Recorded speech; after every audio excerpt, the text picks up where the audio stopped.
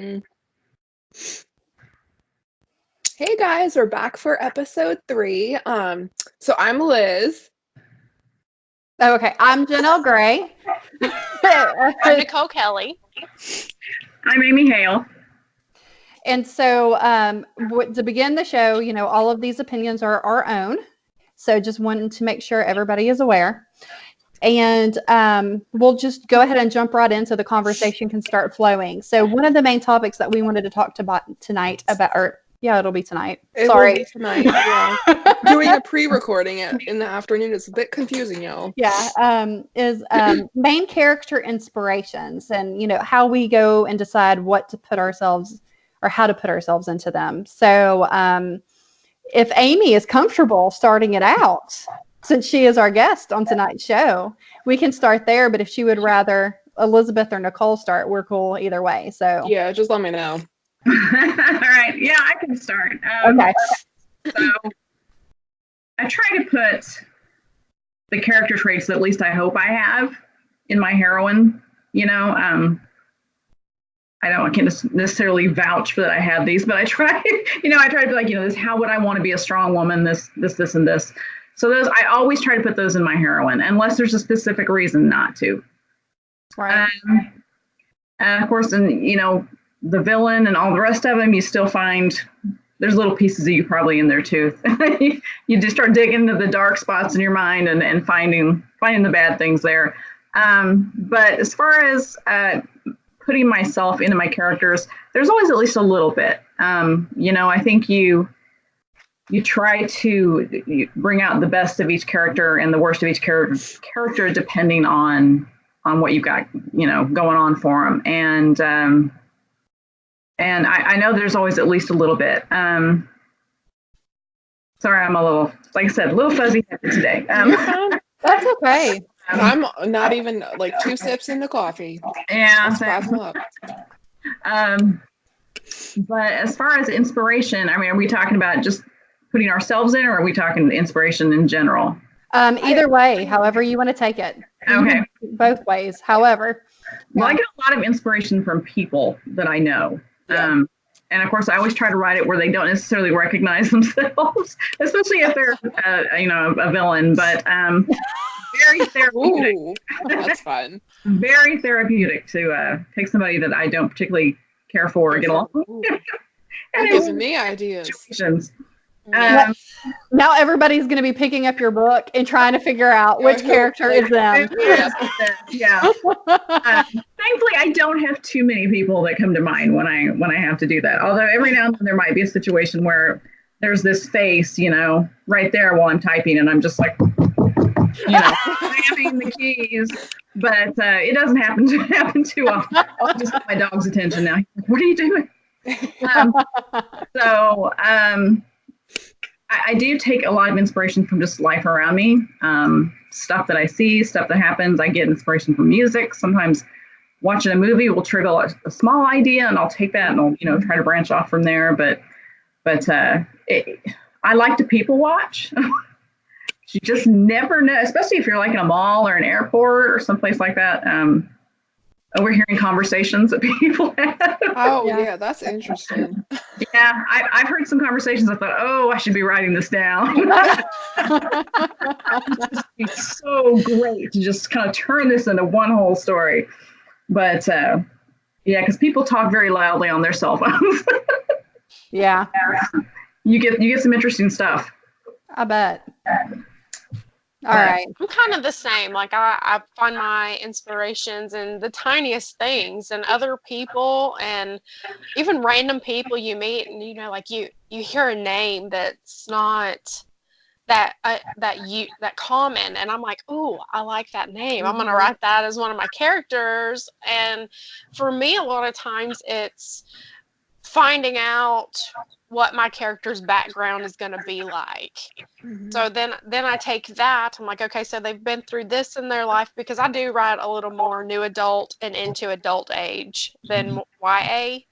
So I try to figure out what their backstory is, and then figure out what their character is going to be like now, because they always have a problem to overcome. And I like my characters to be flawed because nobody's perfect, and I feel like readers can relate more to a flawed character.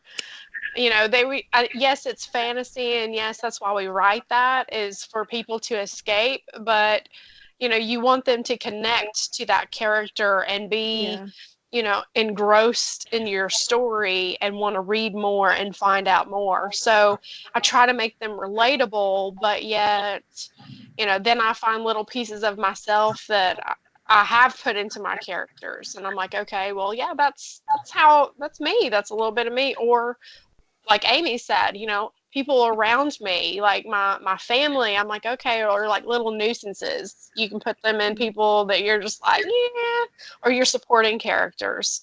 So, I mean, I think just life in general can be an inspiration depending on how you look at it. You know, for anything that we write and create. Yeah. Liz, do you want to go first, or you want me? Like, it's so interesting for me when it comes to this subject, because like I honestly don't know where I get the inspiration to physically write my character. It just kind of comes to me, whether it's a dream or like a song or something like that. But then I see myself like putting pieces, like experiences that I've been through in my books. Like one of the favorite things Jen says I write about, that is very therapeutic for me to write about because I've experienced it. So it's not to add drama to the book. I only put certain situations in my book when I feel like it'll add to the story or the character development.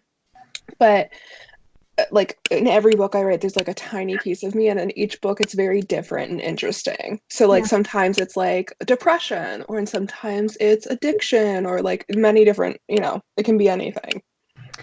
Yeah, you know, so it's kind of, I'm kind of similar to Elizabeth in the sense that a song will sometimes inspire the type of character I want, right? Sorry, my husband's walking in the door, so it. Lurking. Yeah.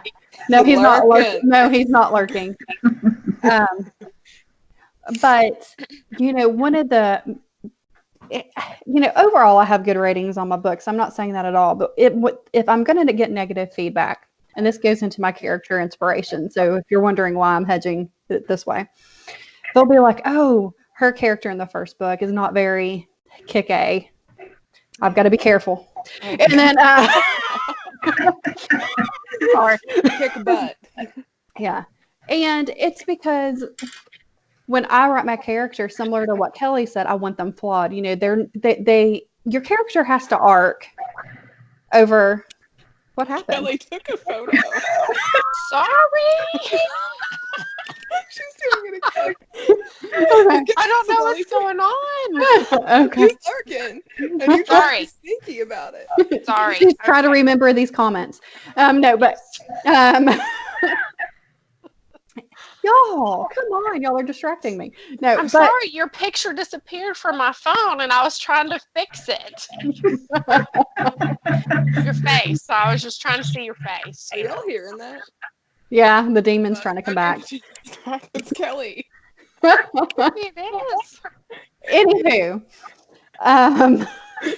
but like my first book, my character isn't going to be as strong as she is in the third or fourth book. She has to go and experience things. Yeah. And I know a lot of authors do start out with an awesome, strong character. And that's fine. I'm not saying their writing isn't great, but it's kind of like, well, you know, how much of an arc can I get them there if they're already that strong? You know what I mean? There's got to be some kind of. Yeah, and I personally see that a lot more in romantic suspense, like especially like with a lot of my peers on that genre, is they already have these like kick butt characters, these strong lead females, and it makes me want to go, oh, wait, I want the story about her past, and then that's how you kind of work it. Like, oh, now I can write like a prequel to her being this like whatever girl and turning into someone who stabs you with a fork in the neck, like, you know? Yeah, but like with my Reaper saga, for it to work, I couldn't have that, if that makes sense, because it's part of her finding these artifacts as part of her growing and becoming strong enough to handle them. Yeah. So there's some part of her journey. So character development. Yeah. Yep. Mm-hmm. Yeah. So that's how with my Shadows trilogy, she starts out just completely lost, and then by the third book, she's the one that's in control, So Yeah. Exactly. That's how mine is. you build it up to the point where by the time that reader gets to that last book, they're like, I can't wait to see what Jane's doing now. Right. Because they get to grow with her. Right. Like in book 1, she is dramatic. Somebody had made a comment, oh, woe is me. Well, yeah, she's a 19-year-old, that's emotionally abused, that is trying to come into their own, and so those are my characters, people who come out flawed. But by the end of the series, they're going to be strong individual women who I wish I would have been at that age. If that, really. So that is my inspiration for that character. So, anywho. Yep. Yeah. All right. What's Well, next on the I list? think our next subject was. Oh, what was it? Was it burnout? Balance and Balance and burnout. burnout? Yeah. Yes. Oh boy. This is one that hits me hard. There is no So balance. let's start out with the work, life, and writing balance. How is that something that we now? First off, who all has a full-time job other than writing? I know Liz and Jen. Amy, do you have a full-time job? No, I was working part-time here last year into this year, but I quit because I couldn't balance it. So I went back to writing full-time. Right. Yeah. So I work a little part-time job now. Usually I'm a stay-at-home mom. I have 3 children who are 7, 4, and 2, and they're very active in extracurricular, baseball and gymnastics and all kinds of other sports. And you can ask Jen, like, my life is, she's always like, where are you at today? Because always got something going on with the kids or church. And, like it gets hectic. I mean, trying to find the time to write those words. And I find a lot of times when I go to write, or when I have the inspiration to write, because sometimes, it takes that. You have to have that thrive, that need, or that drive to write those words, to get them down. And I feel like sometimes it stifles me a little bit, especially when I first get going. Like after I put the kids in bed, my 2-year-old's going through a phase where he wants to get up every 5-10 minutes, and I have to put him back in bed, and that really disrupts my writing time and my flow. And then it's easy to get distracted with other things. And I don't know, I struggle with distractions majorly. It's something that, if some little thing distracts me, it's really difficult for me to get back into writing. Yeah, and I'm the same way like that. Like I've started lately, I have to turn my phone off or like put it somewhere else on silent, and then make sure the only thing I have open is Word on my laptop. Because if someone messages me and needs something or needs a response, I feel obligated to give it to them right then and there. Right. And then I just I can't get back in the mentality of where I just was. Right. And I that's something I struggle with, and it's, I'm like, oh my goodness. And then I feel like we've got life is so busy. Oh my Lord. There's always something going on.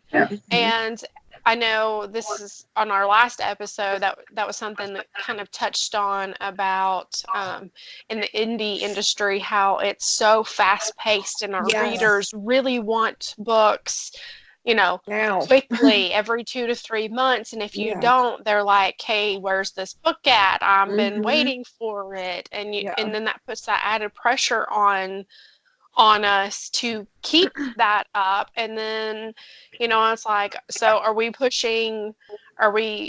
lowering our quality to get the quantity out? And then I think a lot of that then leads into the burnout, which we'll get to in a minute, I feel like. So I mean, it's hard because I try to, my goal this year is to put 2 books out a month. And because I work crazy hours trying to balance home life plus this and run a publishing company on top of it all, have to manage all my authors and the anthologies and whatever else I'm doing. I'm lucky if I'm getting a book out a month at this point, but I'm I just need to be happy with it, because I'm not gonna publish something that doesn't have the quality behind it. Right. You know what I mean? But I constantly feel that pressure of, you need to publish this book because we want it now. And I feel it every day, and I don't think it'll ever stop. I really don't, but I want to make sure that the quality is there behind the words. Right. Yeah. And then I also feel guilty because I'm like, am I letting my readers down? You know? Yeah. Yeah. So, I have a full-time job. I have 2 kids, 7. No, she's not 7 yet. 6 and 9. She's coming 7 in April. And, it is hard, especially when my 9-year-old has homework every night that we have to do, and Yeah. she's struggling in school. And my husband helps out a lot on that, but it's still, I have to deal with the 6-year-old. You've got stuff to do around the house. She's in competitive cheer. So we travel, there's a lot going. This is an old picture, y'all. This is not her recent, just for y'all to know. Yeah, that's our cursing punishment. Yeah. Staring into the eyes of a baby. But it is hard, and it feels like I'm constantly always on the go. Even Nellie will tell me, "Slow down, girl," because I'm prone to overcommit myself too. But Like, I get that, but isn't it hard? Yeah, I have to be slow like, down? Jen, bring it back a little. Are you sure you can do that? Like, let's not stress ourselves out more than we need to be stressed out. so, Yeah. Yeah. And What it's about easy you, Amy? to Oh, sorry. overcommit. Yeah. Like, I'm in a little bit different situation because my kids are grown. They still live at home, so that does definitely cause some distractions for sure. Someone's like, I need to ride to work, or can so and so come over, or I'm going here. I mean, it's just like I see them coming and going, but it's still, if I'm like zoned in, and then here they are. They need this, they need that. So that's kind of an issue for me. And then when I was working part-time, I have an autoimmune issue. I have Hashimoto, the thyroiditis, whatever Hashimoto's, I can't say it. Hashimoto's disease. I'm thyroid brain. Yeah. So I get tired really easy. And I don't know if you guys have heard the spoon theory, but basically it's you wake up with so many spoons a day. And, getting up takes this many spoons. And sometimes you have more spoons left over at the end of the day. Sometimes you don't have any. And, it's an interesting theory, but it's pretty dead on about, some days I can get up and I can do so many things. And other days I get up and I can barely function. So when I was working part-time, I would go to work, I would come home, and I would just crash. That would be it. All my spoons were gone. I had nothing left to write with, nothing left to, I was like, if you guys want laundry, where the machines are at, because I'm not doing it today. I'm going to bed, stuff like that. So it got to where I couldn't keep up with my home life. I couldn't keep up with anything.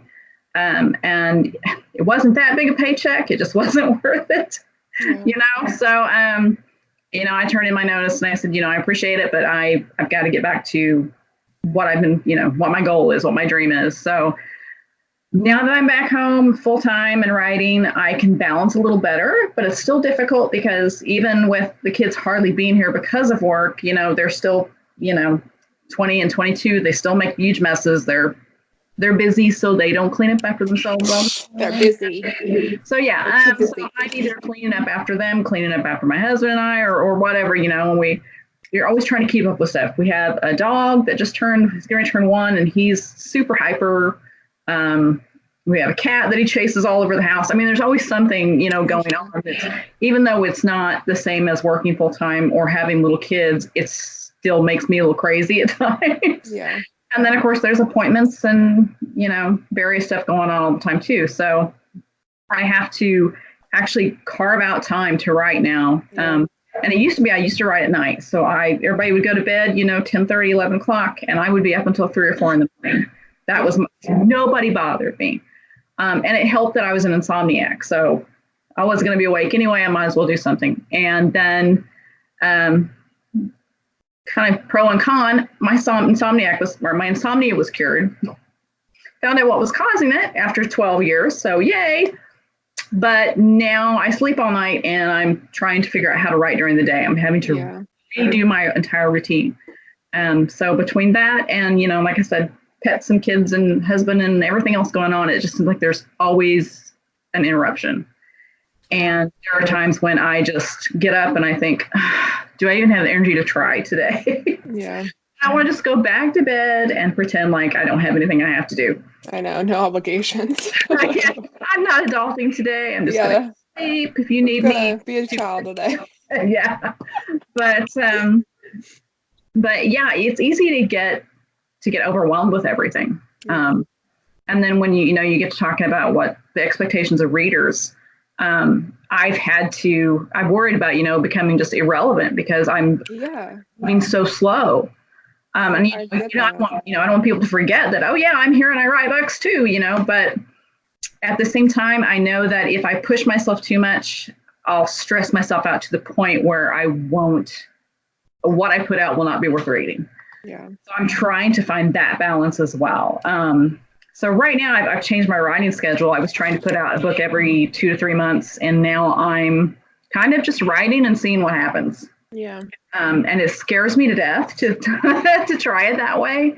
But at the same time, I feel like maybe this year I'm going to try some things differently and see if I get a better result doing it that way.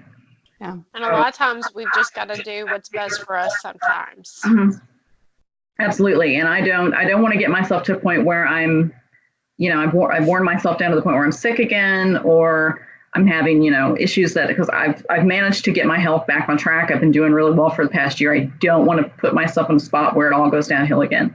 Yeah. So, and then you do events and things, which I love the events, but when I get home from an event, I am just toast. It's exhausting, right? It's exhausting. It's all exhausting. The travel and like I find like when we're, I don't know if y'all are the same way, but like when I'm in an event, I'm lucky if I remember to keep drinking. Because it's like go. No, you're not supposed to keep drinking. It's water. Water, not alcohol. Jesus. Always thinks I'm an alcoholic. Like, but you know what I mean. You get so distracted in work mode that like you forget to take care of yourself. And then as soon as you hit that hotel that night, you are like part of that mattress. You are out. Yeah. Now, Amy, you're going to be at Once Upon a Book, right? Yes. Yeah, That's really fun. What is that? It's exciting. It's so fun. Exciting. It's really cute. I love the name. Yeah, you should come. Yeah, well, I'll be the there three as well. of us. The three of us will be there. When is it? July. Of course it's July. Yeah, it's July 19th. Everything is always 21st, when I have things think. planned. Yeah. It's like in this little fairy tale town. Ooh. Yeah. I've never been there. Franklin Youth, I think. Yeah. Michigan. Have you been before, Amy? Yeah, I went last year. I've never been. So I've seen pictures. It looks really cute. Is it? It's adorable little Bavarian town, and it's so cute, and you just get all the atmosphere, and it's just so much fun. I mean, Stacey Rourke does an amazing job putting it together. Oh. And this year the theme is superheroes. So yeah. Are you going as a superhero or villain, Amy? I don't know. My husband and I are still trying to figure out what we're going to wear. Ooh. This will be one of those last minute decisions. Like, oh yeah, we need to come up with a costume. I didn't see PenCon. We wait till like the last minute and then we come up with whatever we're wearing for the theme. Oh yeah, she's going to PenCon. Everyone goes to PenCon except me. Yeah, I've been at PenCon every year. I didn't see you last year. No, we were there last year. It's crazy. PenCon. PenCon's so busy. I miss everybody at PenCon. If you're not in the same like room with me, I probably got a chance to just say hi walking past you. That's it. Because it's just crazy. Yeah. See, look at this, Elizabeth. This is all the places you need to go. I know. I feel like it's because I write so much romantic suspense and I only have one paranormal book out right now. I'm like, once I start getting into the paranormal world. PenCon is everyone. Is everyone? Yeah. I feel like PenCon is everyone. Shoot, I feel like I stay offline so much now. And like I don't know about all these signings that are happening. I don't know about Once Upon a Book. I think Once Upon a Book may be more. Well, no, it's a little bit of everything because we've got some crime authors. We got a little bit of everything there. So yeah. Yeah, I know I really want to hit up a Polycon at some point because that's so close to me. That's like an hour and a half away. I'm trying to get in there too. Yeah. I want to go there. Whoever you sell your soul to, let me know. That's in DC. Have you been there, Amy? So Polycon? No, not yet. Not yet. I do a lot of like Comic-Con conventions too. Those types. Oh, I've never been to a Comic-Con before. I'm doing several this year that are more kind of horror, paranormal related. So those are a lot of fun. But I end up doing a lot of those, and then I end up missing a lot of the book events. So I'm trying to balance that out this year. Yeah. I mean, there's so many book events, and There, I feel like they're so good for connecting with your readers mhm. and finding new readers that are there for that. Yeah.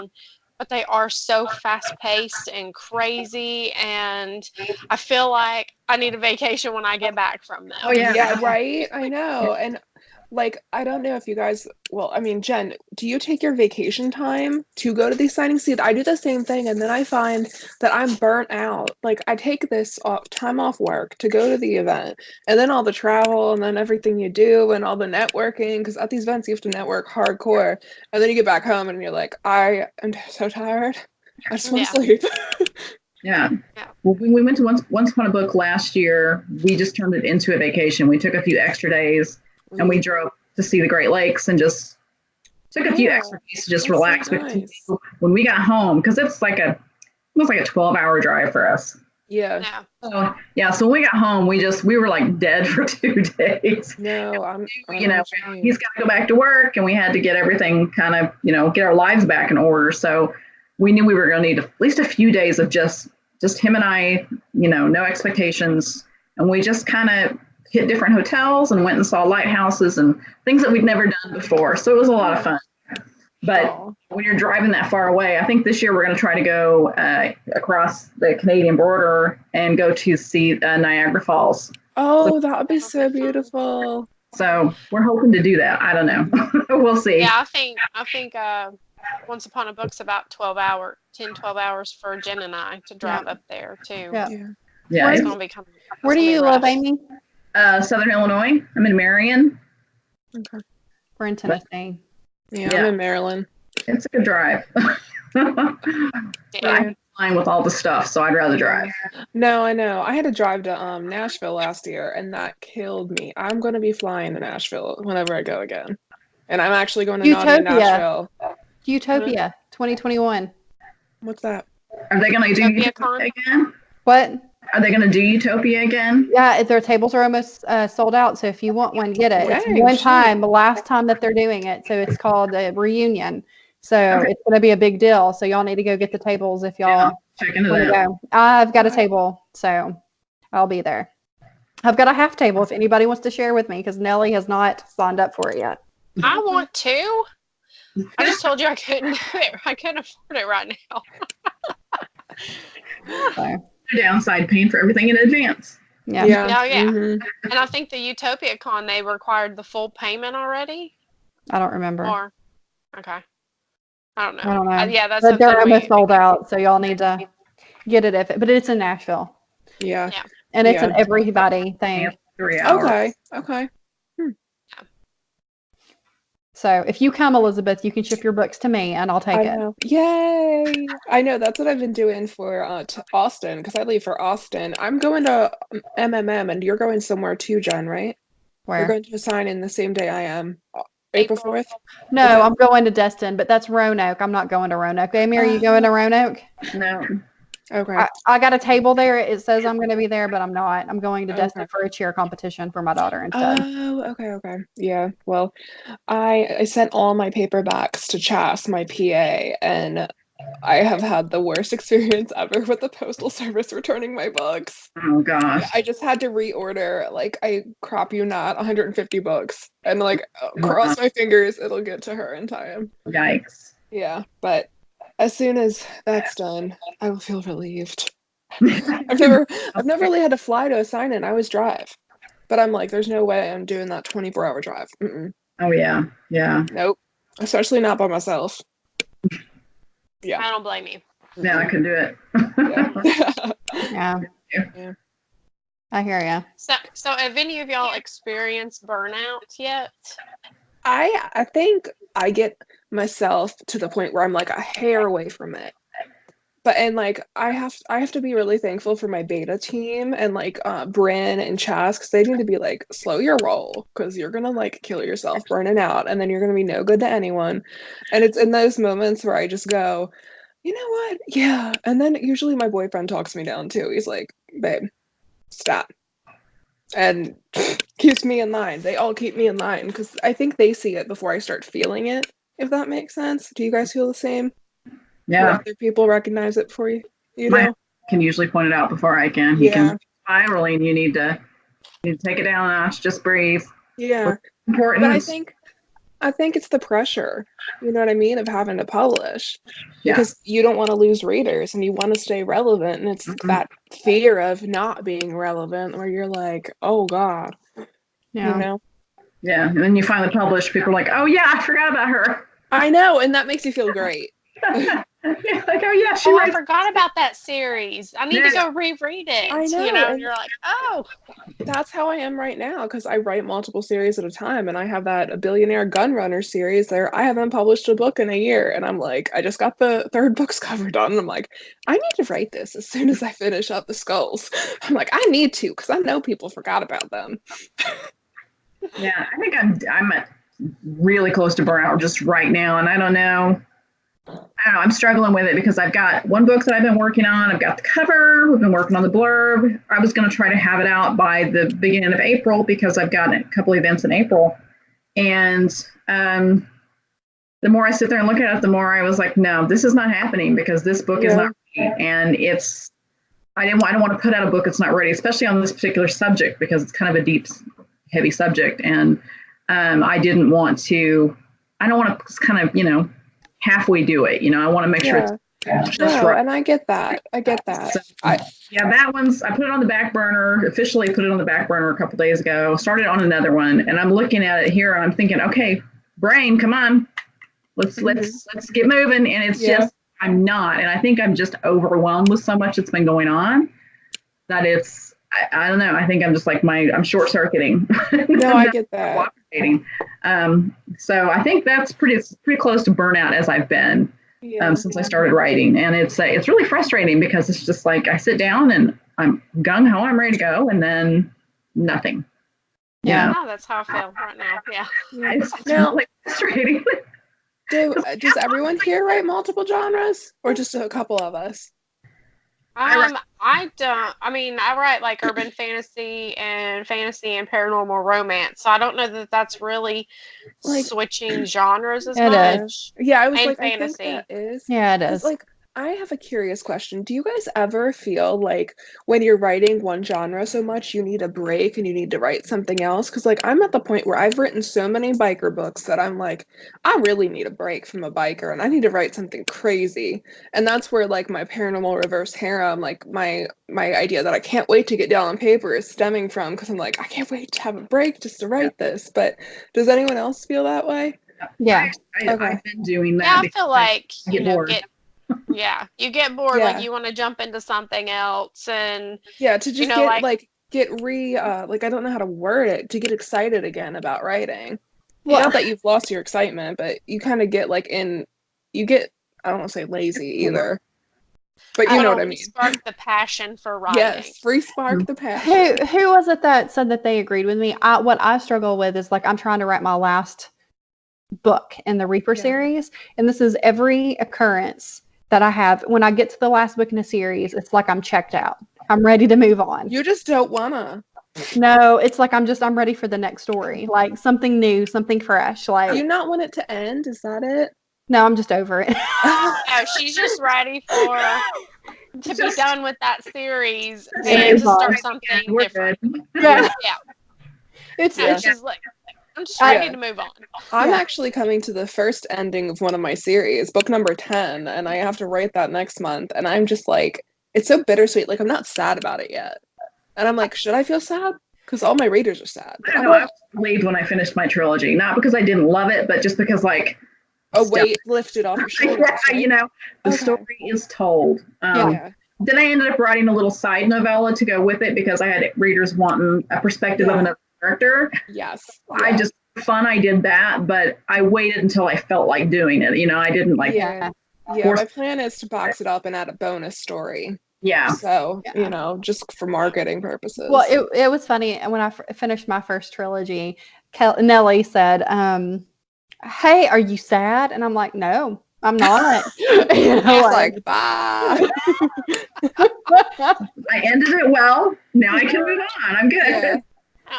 so I'm just struggling with writing my last book, and I really need to get it done just because, like I said, it's like I'm just struggling to get engaged because I know what's going to happen. You know, like I already know how the story is ending. You know, like You've read it already. You're good. I know. You just got to put it on paper, right? Oh. Yeah, I did. I was afraid of that myself. So when I wrote my Shadows trilogy, I actually wrote other books in between. Okay. I took a break because I know how my mind works. I knew I was going to just be fine. Like, I'm sick of looking at these two characters. Yeah. And that's So, and I felt like if I kept just pushing myself with each book, that I was going to end up with a stilted character growth. And I was really worried about just completely ruining them by the time it was done because I felt like I needed a fresh perspective every time I started a different book. Yeah. So I wrote the first one, and then I wrote I went complete. I had my first book was a romantic suspense. Then this very, very first in the trilogy was it's paranormal romance, and then I jumped from that and I did a little novella that was romantic comedy. So I just like jumped completely in a different direction. Yeah, but I bet that was relieving to write something so different. It's just like kind of like when you cleanse your palate, you know, you just okay, now I jumped to book 2. Now I did have people that were like, where is book 2? Where is book 3? Yeah. I'm working on it. Yeah. But I had to do something different to just kind of clear my mind. Yeah, and I think it makes it easier when you go back into that genre you were just writing too. Yeah. You know? Yeah. I have a hard time connecting with the character again when I do that. Yeah. Like, I can write multiple stories at the same time. I finally got to that point. Ooh, But like right. I couldn't for the longest. No, I get too confused. I used to, but now I'm able to do it. But if I, like, for instance, Kelly and I are about to work on, what is it? Embracing Aurora. Yeah. Book 3. Book 3. I haven't written from her perspective in forever. And so it's going to take me a minute to remember what she, like, to remember the character. Yeah, what's her personality? Yeah. Yeah. I had to go back and reread the book before. Yeah. Get myself back into it. But you know, what I'm realizing is I don't really normally do trilogies or anything like that. So I haven't experienced what you guys have, because when you're writing a trilogy, it's obviously the same characters over and over again. When I end a book, I'm starting a character that my readers were already introduced to, but it's their story now. So like I think it's easier for me to stop and then start because of that. But like when I start my trilogy, I'll probably write the whole thing through because I feel like I will get way too confused if I try to do what y'all are. Yeah. Yes, I've definitely had to keep some very detailed character sheets just to keep myself. And even now, I feel so bad because somebody will be like, "Oh, I read, someone's letters from Jason or whatever," and I'm sitting there thinking, "Who was in that book again?" Right? Years Isn't that funny? I don't know even who the people are anymore. You get very submersed in the new stuff that you kind of just forget about the old. Yeah, so I have had detailed character sheets. I've started making timelines just so that I can keep it straight in my own head, because I really get so lost in whatever I'm working in right now that I tend to just forget about whatever I've already done. Yeah, like I've had moments at signings where readers come up and go like, "Oh my God, I can't believe you did that in this book. Oh, it was pure evil." And I'm like, "I did that? Really? Like, I don't remember doing it." I haven't read that book. Oh yeah, okay. Oh yeah. I'm like, yeah, and then I have to go back and reread what I've written. Yeah. Because I'm like, everything just merges. And you're like, was that a character in my book? Yeah. Like, I love him now. He might get his own. Booger. Oh yeah, Booger. That's what I've actually started writing today. I revamped the prologue and I'm in chapter 1. So I'm like, my goal was to get 6 chapters done this week, and I have like 4 more hours. We'll see how that works out. I'm just saying. Yes, I do. Yeah. I expect some acknowledgments. Yeah, I mean, Jen wanted to name one of my bikers, and she picked the name Booger. No. This is what happened. Don't do the story. She's like, I need some names, and so we were talking to Jenna. That's when when we had our little 3.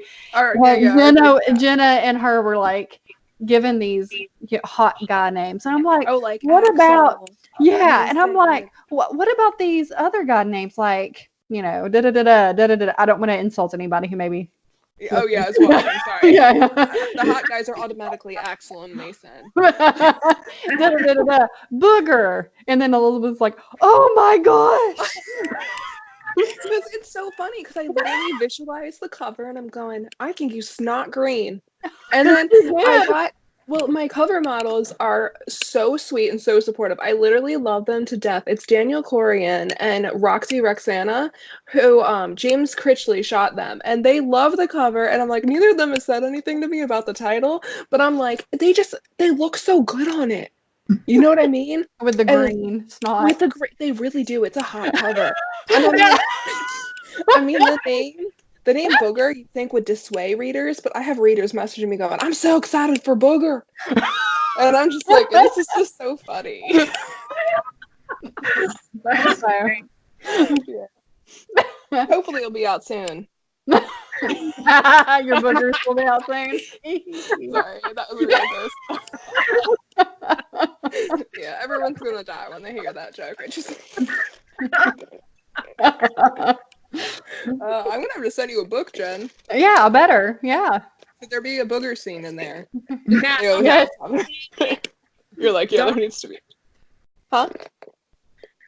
don't expect any books from Jen now because she'll never get them to you. I'm just saying. No, I was actually see her pretty frequently and have not gotten one book from her. You have a lot of them at your house right now. I think I got 2 from Jen. Sounds like Yeah, I got 2 mailed to me. No, I gave them to you in Nashville.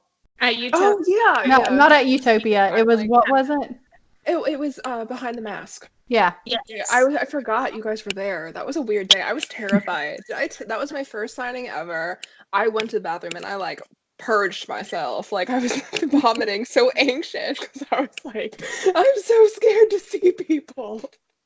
Does anyone else have? And it doesn't count if they're my books too. Because Nicole owns half of it.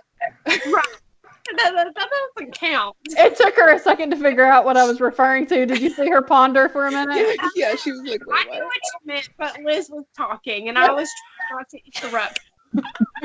I know. Well, I just went, off the rail to signing anxiety. Purging yourself. No, I'm like, it's scary when you have to like talk to people because then you get like worried. What if they come up and tell me I'm like the worst writer on the planet, and then I want to cry? I will never forget this man who came with his wife at PennCon, and it was that Unleashed anthology. Okay. It's in there, my last copy, so I can't bring it up. But it's that guy that's shirtless, that's looking down with the chains. Yeah. And I told you, I think if he looked up, he'd be Bucktooth. Remember? What? This was the other day. Amy, I'm sorry. I wish I would have brought it in here. I didn't know we were going this route, so you could see what I'm talking about. I'm just trying to visualize. Hold on. Okay, there we go. There we go. We get it. Now, have you two ever had anyone say anything rude to you at a signing? No, I did have somebody weird come. So, Jen and I write Reverse Harem, that our series. And I had a woman come up and she was like, yeah, I'm really liking to read all these reverse harems because this is my real life. And I was like, Whoa. Oh, yeah, I saw that one. I remember. I think if he looked up, he'd be Bucktooth. I mean, why? I don't know. That's how you see it, huh? That's just, and I told somebody's husband this, and I will never forget his face at Penn. Like, it was funny. No, I've not had anybody be specifically like mean or anything. I have been not at book events, but like at the Comic-Cons and stuff. I almost always get at least one person that wants to know if I will edit their book, or if they tell me they have an Sorry, idea. I didn't mean to have that face. I'm sorry. I cannot control myself. Sorry.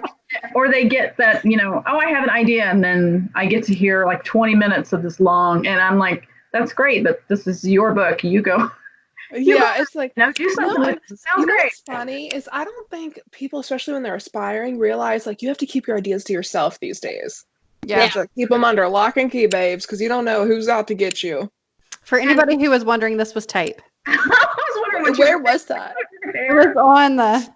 Oh, I top. had to peel my thing off Yeah. too. Okay. Sorry.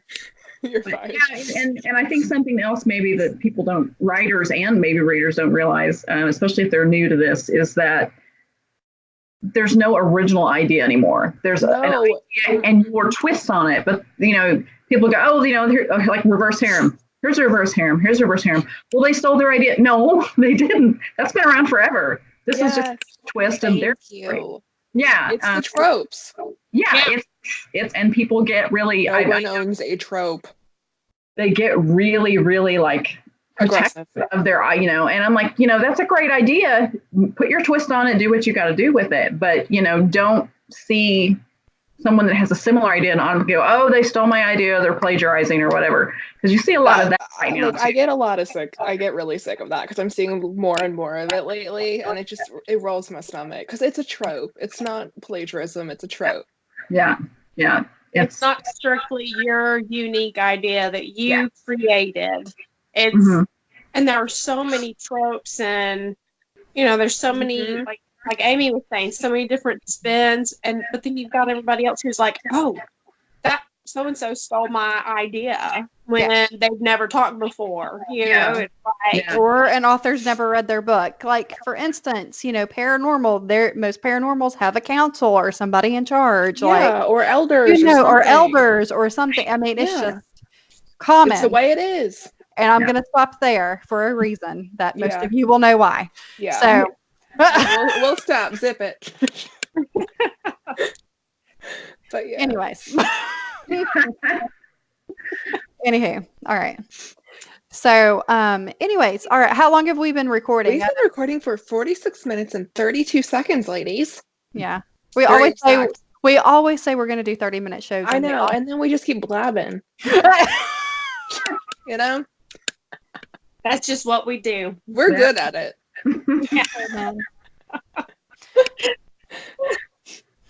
Poor Amy. You look at her. Oh. Okay. Fun. Well, I guess we do need to wrap it up because we do promise 30-minute shows and we always do 50. I know, like yesterday was a 51-minute show. I was like, sorry, not yesterday, guys. We're pre-recording this. A week ago, last week's episode was 51 minutes. Oh, the baby's scared. That's totally weird. Yeah, you know that term fudge muffins I use all the time when I almost say the F word and I go fudge muffins. I always hear the F word. Because maybe I don't worry about saying fudge muffins in front of you. That is because I used to be around children and I wanted to say something and then fudge muffins came to light. That's a mouthful. It is, and it really makes you think about things before you say it. Make sure it's worthy of that, right? It is worthy. It is very worthy. It's very safe too. People are like, why is she talking about chocolate muffins? But it works. It stops you from having to stare at babies in the eyes and look at all their innocence and see how you're corrupting them, like right now. Okay, well, okay.